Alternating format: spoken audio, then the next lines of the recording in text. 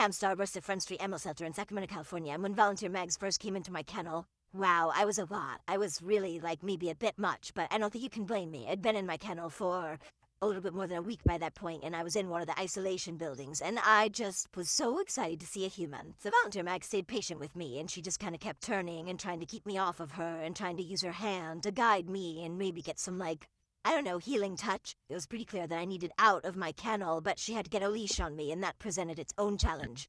But she did it, and then once we were outside the kennel, I relaxed quite a bit. And then we started to leave the shelter grounds, and I was like, wait a minute, are you sure about this, Volunteer Mags? We're allowed to do this? I don't know. But she said, yes, this was definitely okay. And I was like, all right then. And then I just threw myself down at her feet, and I was like, Volunteer Mags, how do we know the moon is still there? She goes, what on earth do you mean? We look up in the sky and we see it. I go, yeah, but isn't the light super old by then? And she goes, 1.3 seconds. And I go, that's all it takes, 1.3 seconds for the light of the moon to reach us here on Earth. And she goes, yep, 1.3 seconds. And I go, well, why are humans always talking about how outer space is like a look into the past? Like it's like history up above our heads. She said, well, no, that part is true. It's just that not everything is the same distance from us. So even though the moon is 240,000 miles away, relatively speaking, it's pretty close. It's actually like the closest thing out there to us. And I go, well, what's something really far away? And she said, the Andromeda Galaxy's pretty far away. They say it takes 2.5 million years for that light to reach us. And I go, whoa, 2.5 million years? That's like 18 million dog years. She goes, I don't know if your math is right, but I don't think you want to ask me to check it. Anyhow, there is a star called Sirius, which is known as the dog star, and it's the brightest star in the sky, and its light takes 9 years to reach us, which is, you know, the average lifespan of a mastiff if you're lucky.